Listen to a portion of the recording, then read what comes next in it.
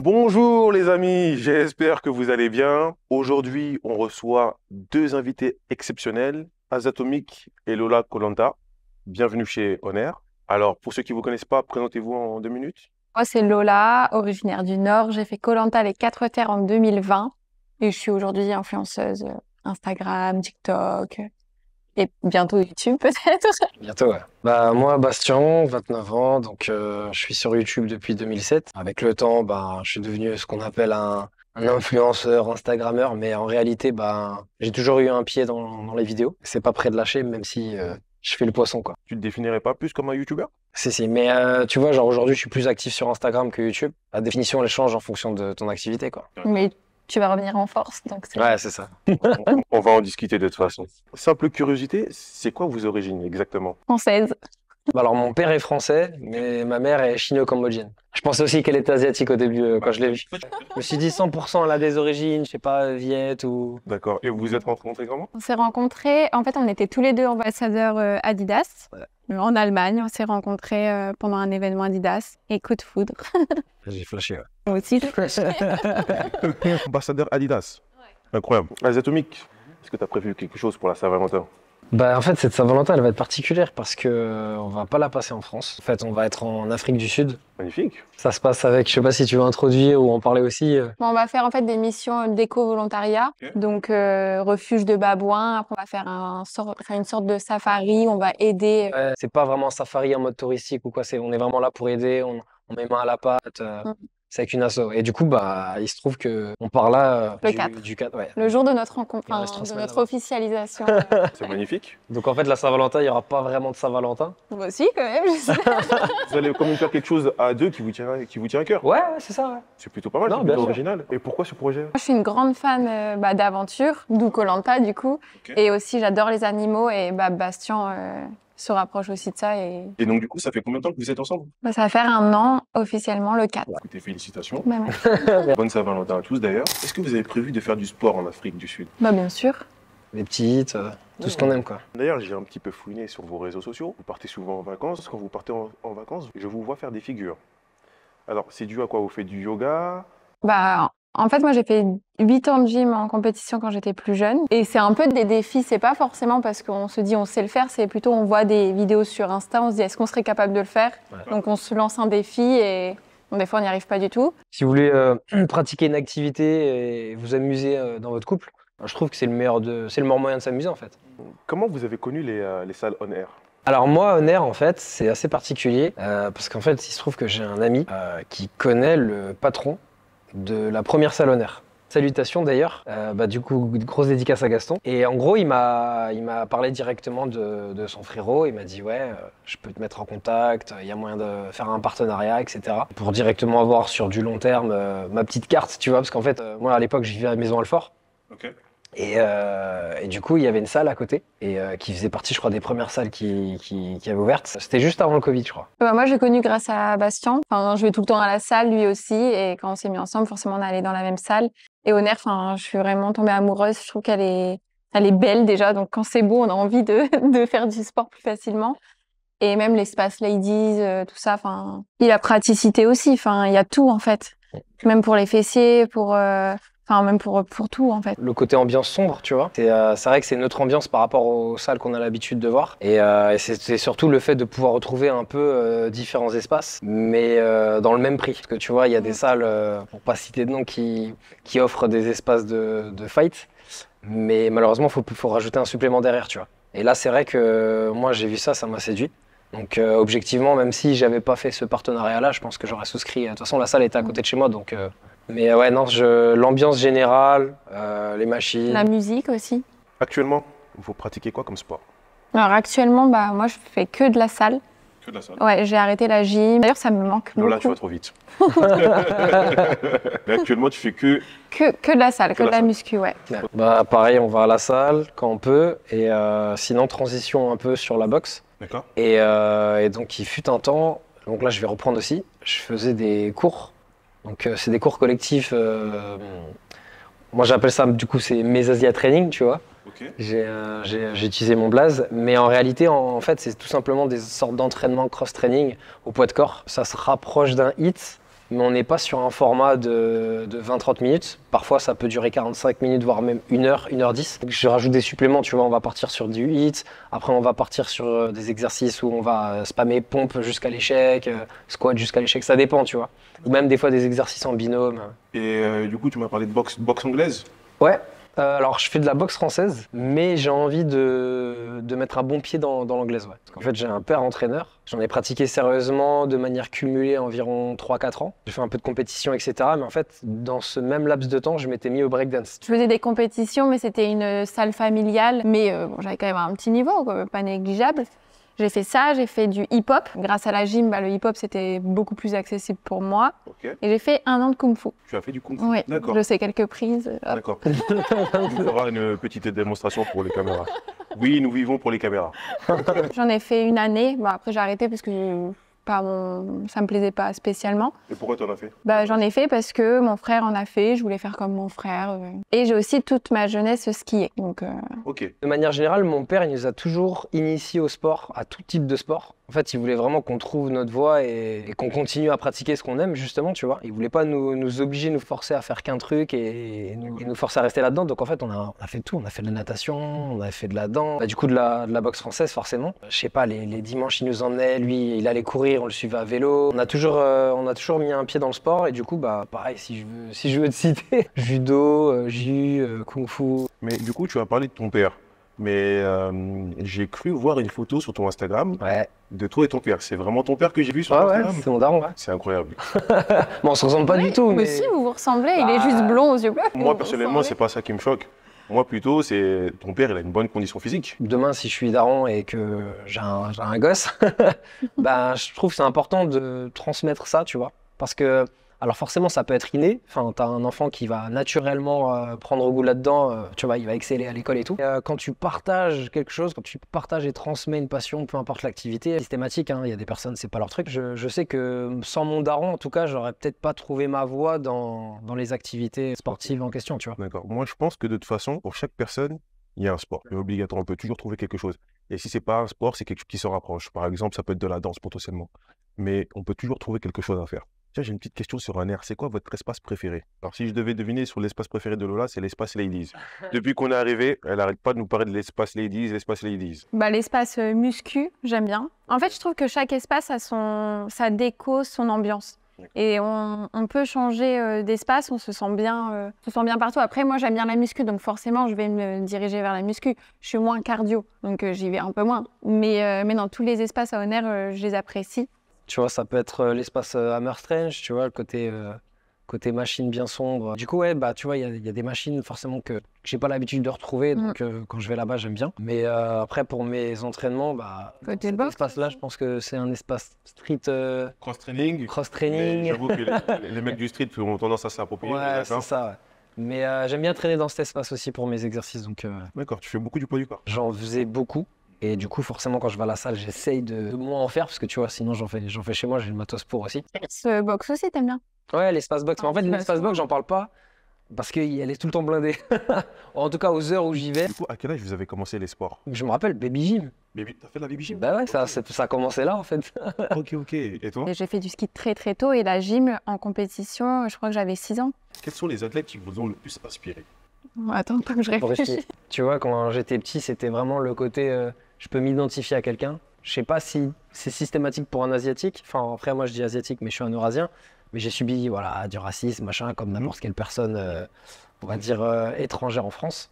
Enfin, ça dépend après du vécu de chacun. J'avais cette figure-là à laquelle je pouvais m'identifier. Et ça fait très cliché, hein, tu vois, l'Asiate qui veut pratiquer machin truc. Mais ouais, avec mon daron, mon père lui-même a aussi été fan de Bruce Lee. Donc en fait, j'ai un peu suivi là-dedans. J'ai bouffé tous ses films. Et il y a des athlètes actuels qui t'inspirent? Je sais pas si dans les sports de combat, il y a quelqu'un en ce moment, ou dans la boxe ou dans le MMA qui te... Canelo, je kiffe. Canelo? Ouais, je kiffe sa boxe, je kiffe son style. Le légendaire Tyson aussi, hein. J'en ai bouffé toutes ces vidéos, tu sais, que tu analyses en boucle, les vidéos, les highlights. Enfin, je vais pas te faire une liste parce que ça s'arrêtera plus. Mais après, ouais, UFC, c'est pareil, j'ai eu ma phase à l'époque, je dirais 2007-2008, où j'étais à fond dedans. Après, j'avais un peu lâché, mais à l'époque d'Anderson Silva, JSP et tout, ouais, là, à ce moment-là, j'étais à fond. Puis après, j'ai fait ma petite transition, j'ai un peu lâché les sports de combat et je me suis mis à fond dans le break. D'accord. Et c'était à la même époque en fait, tu vois, je te dis 2007, mais j'ai créé ma chaîne YouTube en 2007. Et Asiatomic, justement, mon blaze, alors je sais pas si c'était dans tes questions, mais mon blaze Asiatomic, ça vient justement du breakdance. En fait, Asiatomic, c'est genre B-boy Asiatomic. Alors moi, je pourrais pas te donner de nom parce que déjà, j'ai pas un sport qui m'intéresse plus qu'un autre. Moi, je suis quelqu'un sportif dans l'âme, je suis une compétitrice. Donc en fait, je pourrais pas dire je m'inspire de quelqu'un ou je préfère quelqu'un parce que ce serait mentir. J'aime les gens forts et les gens qui réussissent et qui se donnent en tout cas. Pas forcément qui réussissent, mais en tout cas qui font tout ce qui est en leurs moyens pour aller au bout. Pour revenir sur toi, Asiatomic, à un moment donné, on a parlé d'athlète. Donc j'ai vu une photo de toi avec Monsieur Le Banner.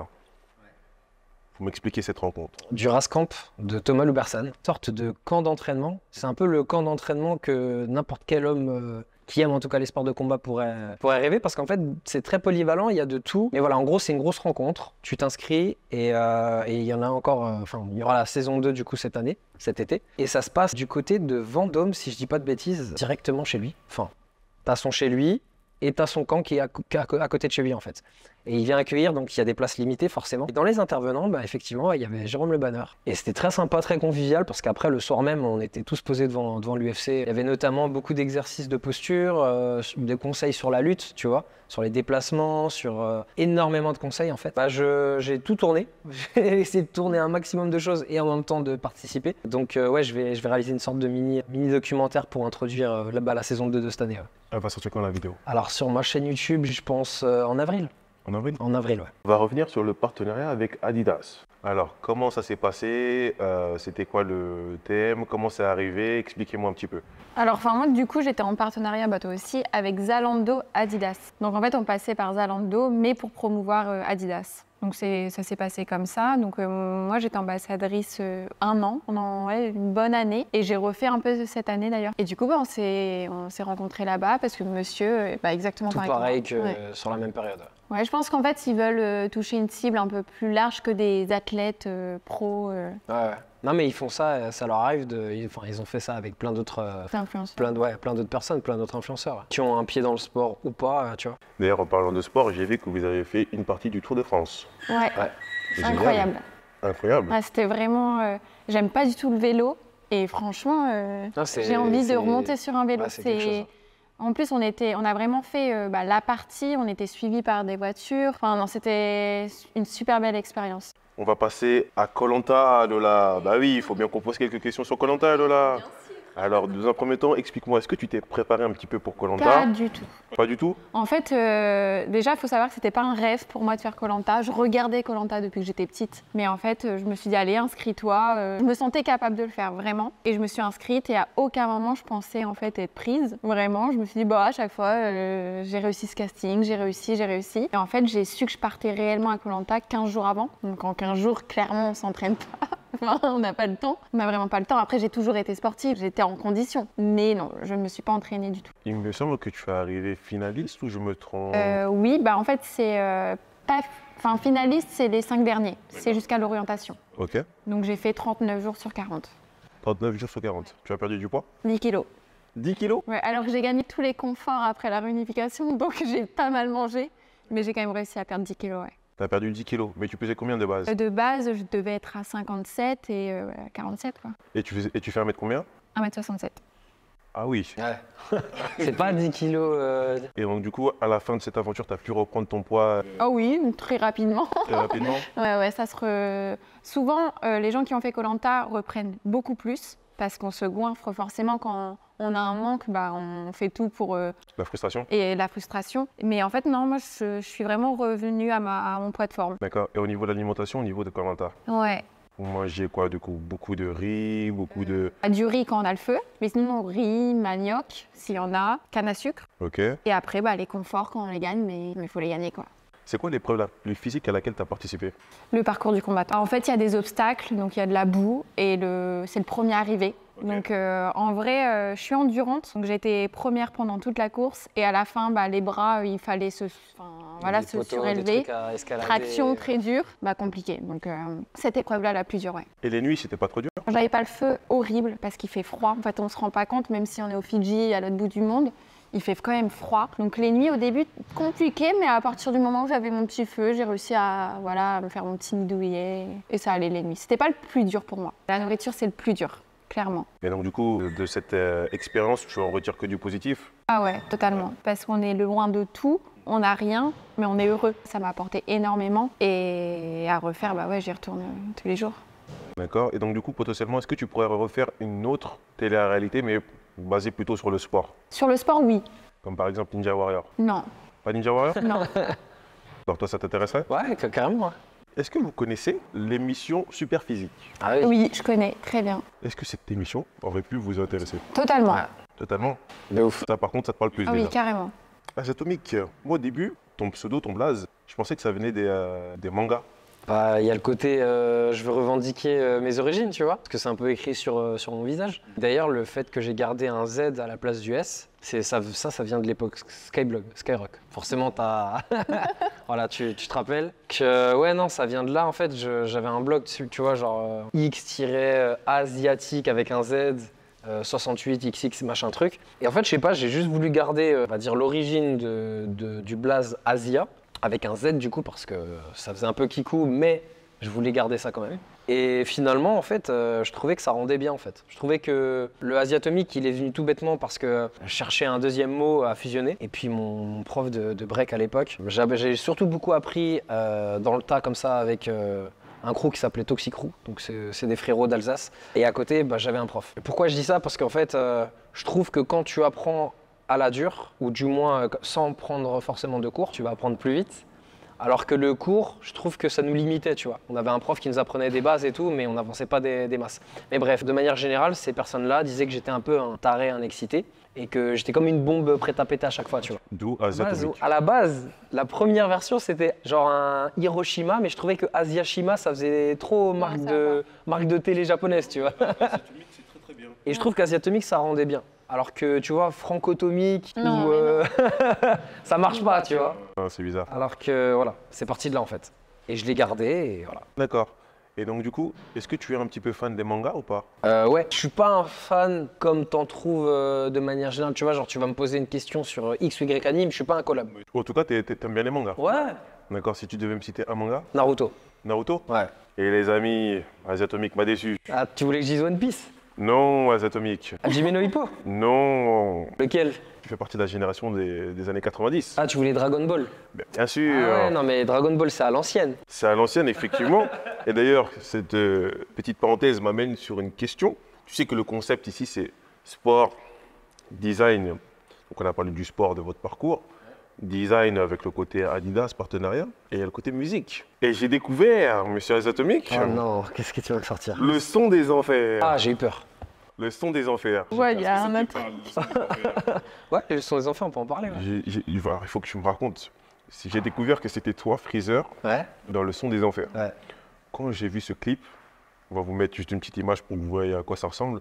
Je me suis pris une tarte parce que c'était très frais, très original, très marrant et c'était très bien fait en fait. Et j'ai kiffé ces mecs et je savais pas c'était qui. Et en faisant mes recherches, je tombe sur Azatomic. J'ai dit ah mais incroyable, incroyable. Donc raconte-nous un peu cette expérience. Ça c'est un projet. Du coup, je sais pas si tu l'as bien vu. Le projet c'était posté sur la chaîne de mon frère Kevin, Le Rire Jaune. Et du coup, voilà, dans le projet, donc il y avait lui, il y avait Masqué, il y avait son frère Henri, et du coup il y avait moi. Et après, forcément, toute l'équipe technique derrière, etc. Mais en fait, ouais, c'est parti tout simplement. Il a reçu une proposition de la Toei pour promouvoir du coup un jeu qui était. Attends, c'est la Toei. Ouais. Dragon Ball Fighter Z, je crois que c'était ça. C'était un jeu qui sortait sur toutes les plateformes, jeu de combat, tu vois. Et lui, à ce moment-là, on va dire dans cette période de YouTube, tu avais beaucoup de... Pour promouvoir en tout cas un jeu ou une plateforme ou un truc, généralement, ça partait... Enfin, c'était en tout cas la tendance dans des clips musicaux-musicales, tu vois. C'est parti de là, en fait. Il y a eu une première maquette, deuxième maquette avec Masqué et Kevin. Ils ont bossé là-dessus. Ils ont monté le bail et puis il m'a dit, frérot, je te veux dans ce projet. et je te vois bien en freezer. Et c'est parti de là, et du coup, on a bossé là-dessus, on a avancé. C'est vous qui avez écrit les paroles? Masqué et Kevin, ensemble. Et il était derrière les paroles, derrière les... Ouais. C'était très très bien écrit. Hein. Ah, il est très chaud. Et c'est qui a fait les costumes? Alors les costumes, je pourrais pas te sortir le blast, je suis désolé si vous regardez la vidéo les frérots. Il y avait une fille qui était indépendante de l'équipe, il y avait Moustache FX, donc lui c'est pareil, c'est un mec, il est chaud de ouf. Et il était aussi accompagné, alors je sais pas s'ils continuent de bosser ensemble, mais il était accompagné de quelqu'un, donc ils étaient 3, truc de machin, pareil, j'ai dû faire un moule de mon crâne. Ah, c'était très stylé, ouais. Mais par contre c'était très kiffant de tester un domaine que je me serais jamais dit un jour je vais faire du rap sur YouTube, tu vois.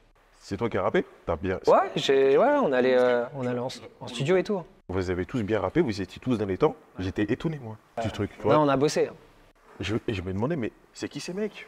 Moi, je ne vous connaissais pas du tout. Je me dis, mais qui sont ces mecs? Incroyable. C'est quoi vos projets dans le sport? Alors, toi, tu m'as dit que tu faisais beaucoup de muscu en ce moment. Ouais. Est-ce que tu as des projets potentiellement de faire des compétitions ou pas? Ou bien c'est juste Non, sport plaisir? c'est Tu sport. t'entraînes, ça te permet Ouais. de te défouler, d'entretenir ton corps. Ouais, ça a toujours été ça, le sport plaisir et vraiment me surpasser en fait. Non, ouais, toujours le dépassement de soi. Après, j'aimerais beaucoup reprendre des sports collectifs, un D'accord. sport collectif parce Comme que faire du volley. J'adore le volley, ouais. D'accord. Tu vas pas reprendre le kung-fu, comme ça on fait un épisode 2, tu nous montres des trucs de kung-fu. Mais en vrai, depuis que je suis avec Bass, il me met un peu à la boxe et j'aime bien. J'essaye. Ouais, j'aime bien la boxe. En fait, j'aime trop de sport. À cause d'Azatomic, il t'a contaminé. Voilà. Et toi, du coup, Azatomic, excuse-moi. Bah moi du coup niveau projet, j'ai envie de mettre un pied comme je t'avais dit dans la boxe. Et franchement, La boxe. boxe anglaise. Mais J'ai vu que tu as fait une vidéo avec King Ho, ouais. une vidéo que j'ai trouvé vraiment pas mal, dans le sens où tu t'es mis en danger. Un youtubeur, en tout cas de mon point de vue, un youtubeur de ton statut qui accepte de faire une vidéo sur une petite chaîne, sans vouloir la dénigrer, mais aux yeux du grand public, c'est une petite chaîne. Ouais, pour le moment. Pour le moment, faire ce genre de vidéo, c'est très risqué, mais j'ai trouvé très humble et très courageux de ta part de vouloir la faire. Ah oui, j'aurais pu peut-être je me serais pris un KO, peut-être Peut-être. Bah, tu vois, moi, du coup, pour le coup, j'ai apprécié. Tu vois, j'ai apprécié la prise de risque. J'ai apprécié comment tu t'es donné. J'ai apprécié aussi comment lui, il a boxé. Tu vois, je pense que sa chaîne, elle a beaucoup d'avenir. D'ailleurs, si on peut lui donner la force, c'est avec grand plaisir. Et j'espère qu'il y aura de plus en plus de youtubeurs comme toi qui donneront la force à des gens qui n'ont pas autant de visibilité. Et du coup, sportivement, bah, à terme, est-ce que je ferai de la compète? Je sais pas. Je peux pas encore répondre aujourd'hui. Peut-être. MMA, faire de la compète, c'est chaud parce qu'en fait, pour moi, il y a beaucoup de choses à apprendre. Tu vois, le MMA, c'est tellement complet. Demain, tu peux pas dire, vas-y, je veux me lancer en combat pro ou quoi. Enfin, personnellement, je trouve que faut vraiment bien travailler. Il y a énormément d'aspects à travailler. C'est pour ça que tu as des disciplines à part entière. Tu vois, tu as des personnes qui vont faire du pied-point et ils vont faire derrière du JJB, tu vois. Ils vont se mettre à fond, obtenir peut-être même leur ceinture noire. Et après, derrière, quand ils se sentent capables et qu'ils ont le bagage, là, ils vont se dire, vas-y, je vais passer le cap en pro. C'est plus simple, effectivement, on peut faire la transition. Bah ouais. Après, je sais qu'il y a deux points de vue qui s'opposent. Il y a les gens qui préfèrent directement pratiquer le MMA parce qu'en fait, du coup, par exemple, si tu es un boxeur, il faut réadapter ta boxe. Ah, complètement. Mais c'est vrai que quand tu as déjà un sport de combat, quand tu pratiques déjà un sport de combat, bah, du coup, tu as des bases. Bien sûr, Des fois même beaucoup plus que des bases. bien sûr. Et donc, du coup, c'est plus facile de modifier. Non, c'est clair. Mais après, tu vois, c'est pour ça que même dans les clubs de MMA, ils te font des ateliers, tu vois. Quand t'as quelqu'un, il a des lacunes dans sa boxe, dans son anglaise, bah, ça leur arrive de faire des sparring et uniquement en anglaise, tu vois, pour travailler les points. Et du coup, en parlant de sparring, tu as tourné un peu avec Jérôme Le Valeur? Non, c'était plus, il nous montrait des exos, etc. Non. Il fallait tourner avec lui. Il fallait tourner avec lui, on allait voir, Et il va me découper, là. D'accord. Bah écoute, on va passer à la deuxième partie de la vidéo. Vous avez parlé beaucoup de sport. Maintenant, on va passer à la partie sport. C'est parti les amis. Let's go.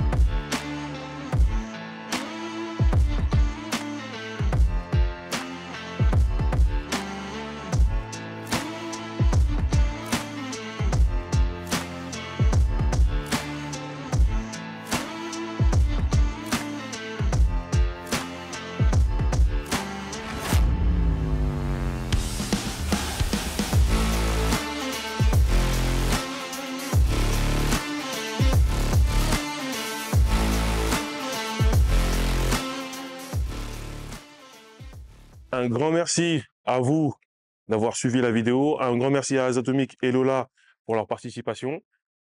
Merci aussi à Honor au Paris Nord de nous avoir accueillis. Moi, je vous dis à bientôt pour de nouvelles aventures. Ciao la famille. Ciao.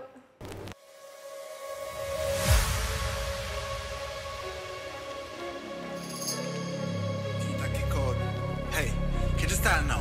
Clark's on the east side, bad bitch on each side. Big splits chilling on the beach side. Run things where you feel like. Cake big, have a carve out of peace side. Freestyle now, millions for each line. Too cool, when I need ice in my beverage. Test this bigger, please find the exit.